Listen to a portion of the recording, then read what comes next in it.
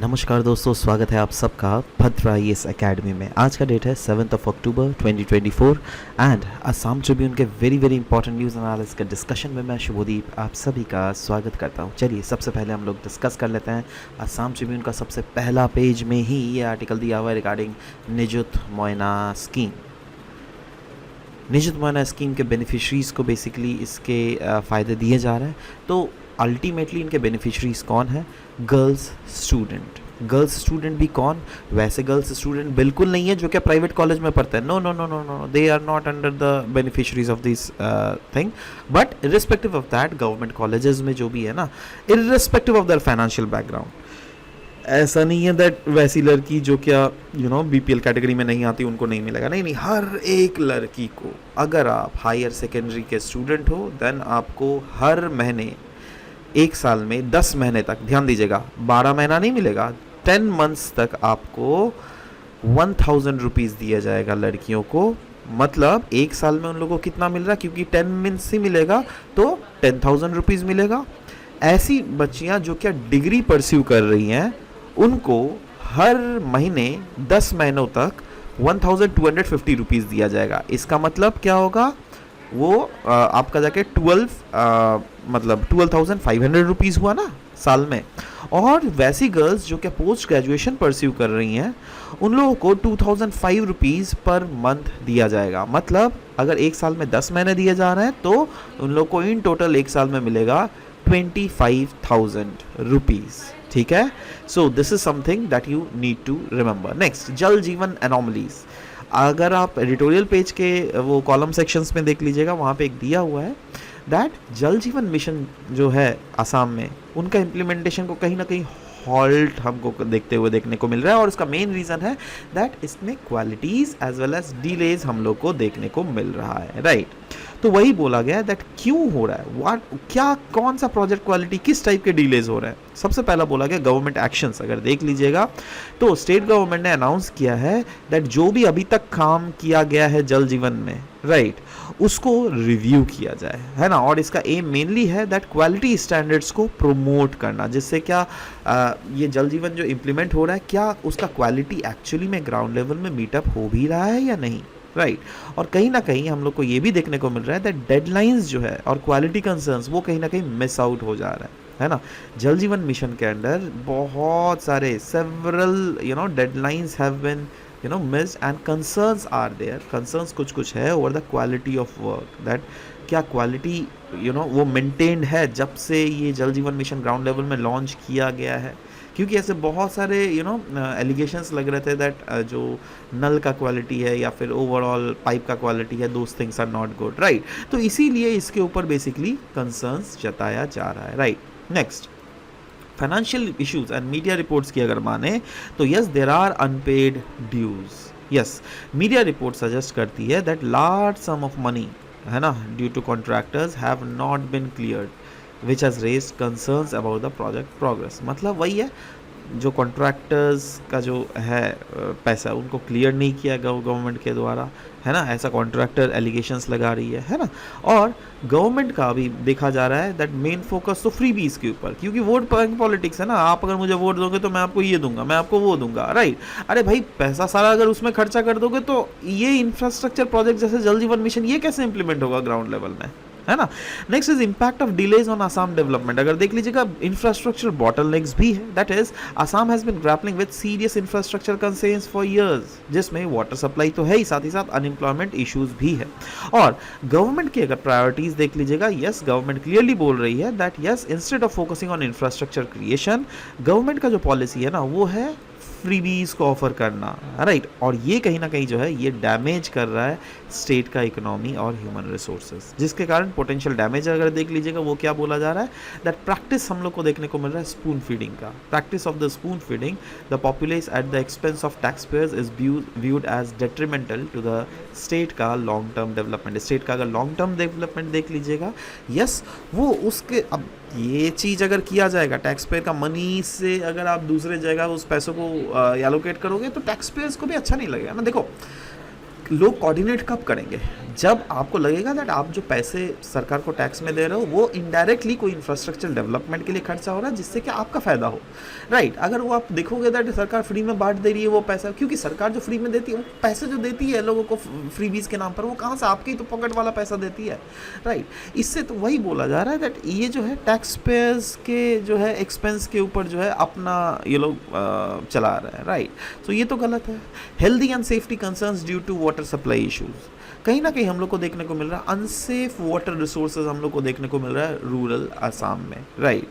और उसी के ऊपर डिपेंडेंस ज़्यादा है, जैसे पॉन्ड्स, रिवर्स, स्ट्रीम, ये तो अभी बहुत बहुत समय अलग जगह इसमें देखने को मिल रहा था। यहाँ के जो लोग जो इस पानी के ऊपर निर्भर रहते हैं उनके अलग अलग हेल्थ डिसऑर्डर्स होते हैं, बहुत ज़्यादा वो लोग वल्नरेबल है। तो ये सब सिचुएशंस देखने को मिल रहा है और बहुत सारे हेल्थ हज़ार्ड्स भी देखने को मिल रहा है। जैसे अगर आप बहुत लंबे टाइम से अगर अनसेफ वाटर्स से अपने आप को एक्सपोजर रखते हो तो आपको फ्लोरोसिस या फिर आर्सेनिक से जो आर्सेनोकोसिस जो होता है, इस टाइप के प्रॉब्लम्स आप लोग को देखने को मिल सकता है।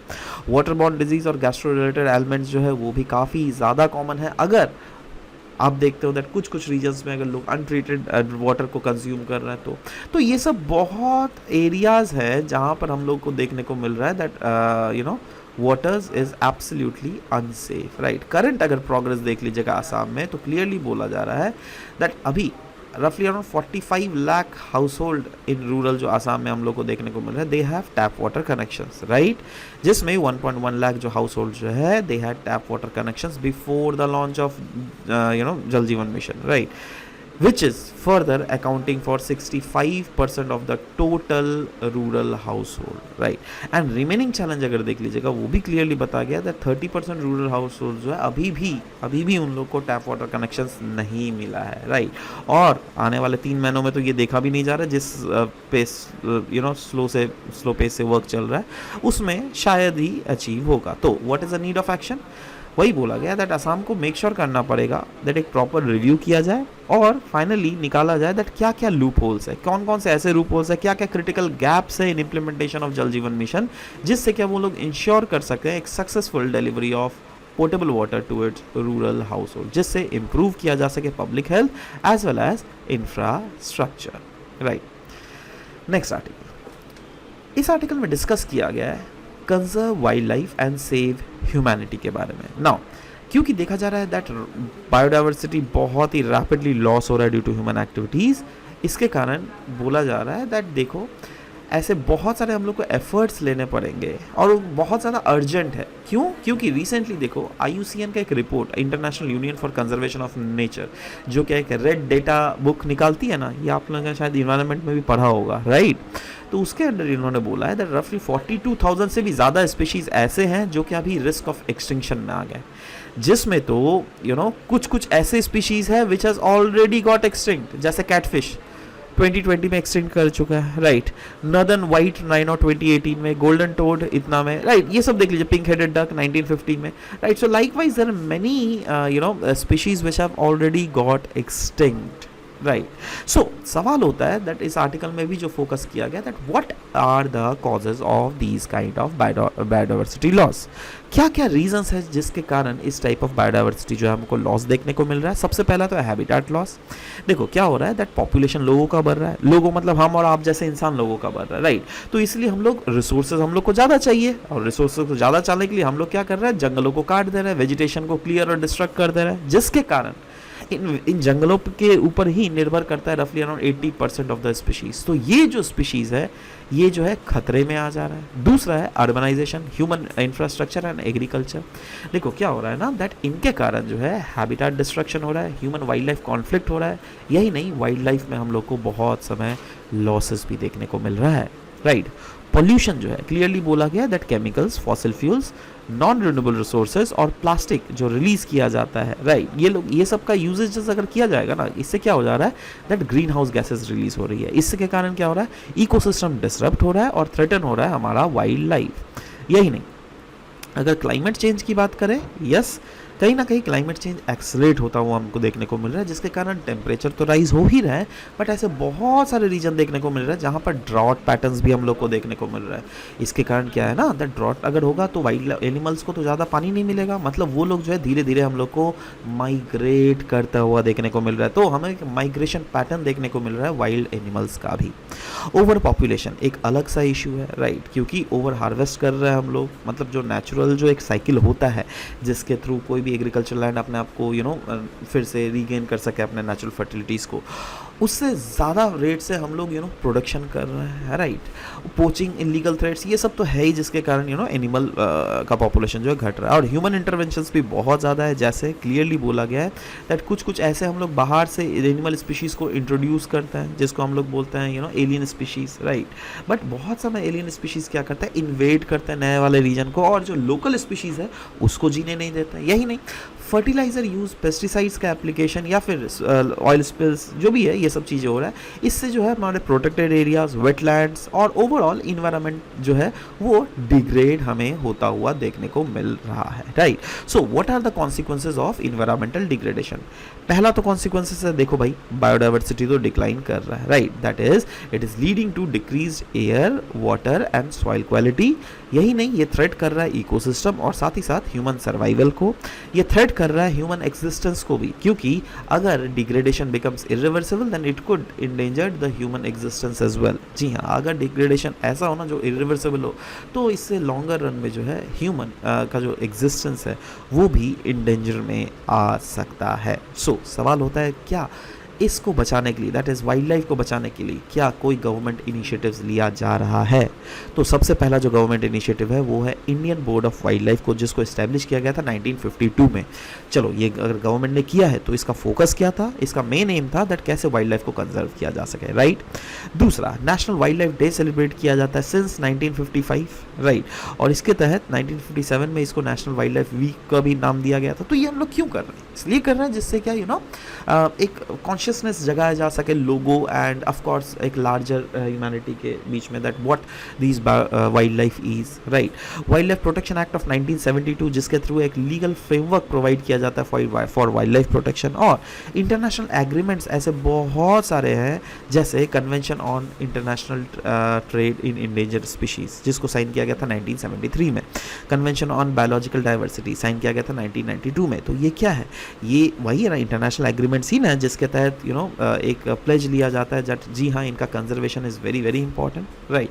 वैसे wildlife institution of India, जो कि एक ऑटोनॉमस इंस्टीट्यूट है, इसको भी इस्टेब्लिश किया गया था 1982 में under the ministry of environment and forest, right. वैसे ही अगर बात करें national board of wild life, इसको फॉर्म किया गया था 2003 में, जिसके तहत रिप्लेस किया गया the Indian board of wild life को भी, राइट। सो ये सब चीज़ें हैं गवर्नमेंट इनिशिएटिव्स। यही नहीं, अगर लीगल फ्रेमवर्क अगर इंडिया में हम लोग बात करें, यस, कॉन्स्टिट्यूशनल प्रोविजंस भी है, आर्टिकल 51A सब क्लॉज जी ले लीजिए, आर्टिकल 48A ले लीजिए, 51A जैसे ले लीजिए। क्या बोल रहा है दैट हर एक सिटीजन को प्रोटेक्ट करना पड़ेगा वाइल्ड लाइफ को, और कंपैशनेट दिखाना पड़ेगा दैट हाँ, डिफरेंट अदर लिविंग ऑर्गेनिज्म के साथ, राइट। और साथ ही साथ आर्टिकल 48 है जो ये मैंडेट करती है कोई भी गवर्नमेंट को दैट वो प्रोटेक्ट, सिक्योर और इंप्रूव करे फॉरेस्ट और वाइल्ड लाइफ को। तो ये सब क्या है? ये सब कॉन्स्टिट्यूशनल फ्रेमवर्क है जिसके तहत अल्टीमेटली वाइल्ड लाइफ के प्रोटेक्शन को इंश्योर किया जाता है। और अवेयरनेस कैंपेन भी अगर देख लीजिएगा अलग अलग लेवल्स में चलती है। For example, national wild life week को सेलिब्रेट किया जाता है अक्टूबर 2 से अक्टूबर 8 के बीच में। उसका मेन एम है यही है दैट कैसे वाइल्ड लाइफ कंजर्वेशन के रिलेटेड अवेयरनेस जनरेट किया जा सके। और 2024 का जो थीम है वो क्या है? Connecting people and planet, exploring digital innovation in wild life conservation, right. वैसे ही नेशनल वाइल्ड लाइफ डे, इसको इनिशिएट किया गया था 2005 में, राइट। और इसका लेटर इसको एक्सटेंड किया गया था टू मतलब डिफरेंट वैसे पर्सनालिटीज़ जो क्या वाइल्ड लाइफ कंजर्वेशन के रिलेटेड बहुत ज़्यादा आगे हैं, right. Next is world wild life day. Now यहाँ पे क्लियरली बोला गया it is celebrated annually on March 3, मतलब हर साल March 3 को world wild life day celebrate किया जाता है यूनाइटेड नेशंस के द्वारा, जिसके तहत कॉमेमोरेट किया जाता है दैट कैसे वाइल्ड लाइफ मतलब एक तो साइट्स का इनॉग्रेशन को कॉमेमोरेट किया जाता है, और साथ ही साथ अवेयरनेस जिससे फ्लोरा दैट इज़ प्लांट के वेराइटीज़ और फोना दैट इज़ एनिमल के वेराइटीज़ के रिलेटेड जिससे कॉन्शियसनेस क्रिएट किया जाता है। तो ये सब चीज़ें यहाँ पर की जा रही है, right. Traditional wild life conservation अगर देख लीजिएगा इंडिया में किस किस लेवल में किया जा रहा है। यस, सबसे पहले क्लियरली बोला गया रिलीजियस सिग्निफिकेंस। अगर इंडिया में देख लीजिएगा, यस देखो ये मैं ट्रेडिशंस का बात कर रहा हूँ, राइट। बहुत सारे एनिमल्स है which are associated with deities in Sanatan Dharma. जैसे अगर देख लीजिएगा पाइथन लॉर्ड विष्णु के साथ एसोसिएटेड है, स्नेक लॉर्ड शिवा के साथ एसोसिएटेड है, वैसे ही स्वान गॉडेस सरस्वती के साथ, लायन गॉडेस दुर्गा के साथ, राइट, ये सब एसोसिएटेड है। वैसे ही एंशिएंट अगर वाइल्ड लाइफ प्रोटेक्शन देख लीजिएगा तो during the Mauryan empire Chandragupta Maurya ने अपॉइंट किया था a head of forest department, जिससे वो रिस्टोर कर सके इकोसिस्टम को। यही नहीं, किंग अशोका ने भी कोडिफाई किया था early wild life preservation law. Wild life bird protection act 1887 में जो है वो इनैक्ट किया गया था इन ब्रिटिश इंडिया, जिसके मेनली प्रमोट किया जा सके वाइल्ड लाइफ प्रोटेक्शन। सो एंशिएंट वाइल्ड लाइफ प्रोटेक्शन मतलब ऐसे बहुत सारे इनिशिएटिव्स लिए गए थे। वैसे ही रिलीजियस टीचिंग्स में देख लीजिएगा क्लियरली बोला गया है। क्रिश्चियनिटी की अगर बात करें, यस वो इनकरेज करता है इन्वायरमेंटल स्टेवर्डशिप और कंपैशन टुवर्ड्स द एनिमल्स। इस्लाम भी कहीं ना कहीं व्यू करता है दैट ऑल द क्रिएशन, जो भी क्रिएशंस है वो है the sign of Allah's majesty, right.